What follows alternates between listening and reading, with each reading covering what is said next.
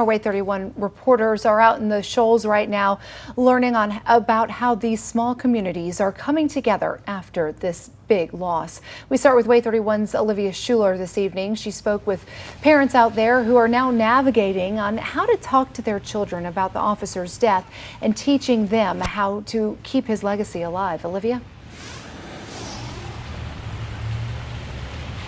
Marie, every parent and family is different, but Laura and her husband wanted to be transparent and honest about Sergeant Nick Reisner's death.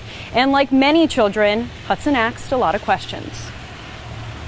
He wanted to know why. He wanted to know, are we still in danger? Like these sorts of things.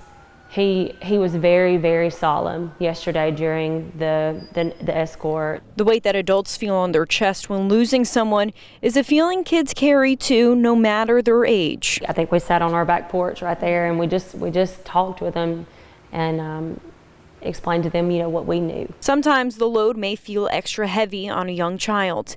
Counselor Allison Fisher says parents should be as honest as their kids can handle. We want to consider their developmental stage and what they can appropriately process. On Facebook, Laura Adair shared this post about the conversation she had with her 9-year-old Hudson. Her son asking, wasn't the Lord protecting Sergeant Reisner? How do you explain evil to a child? A hard question for a parent to digest. I took Hudson's question to Fisher.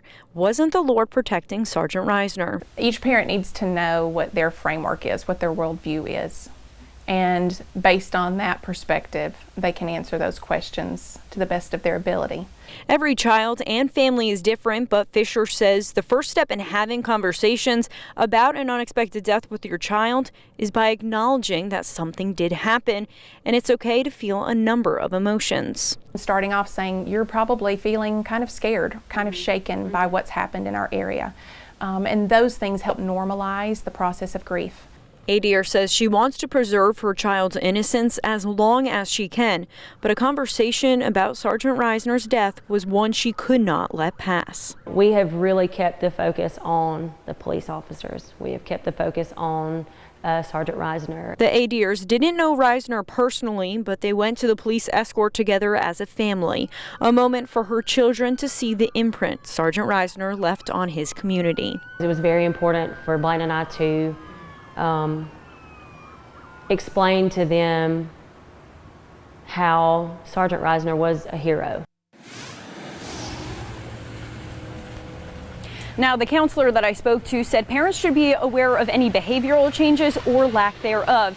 She says talking about grief is really a normal thing. And one idea is bringing our kids down to this memorial site. As you can see behind me, people are coming and bringing everything they can to remember their hero, Sergeant Reisner. Reporting live in Muscle Shoals, Olivia Schuler, WAAY 31 News.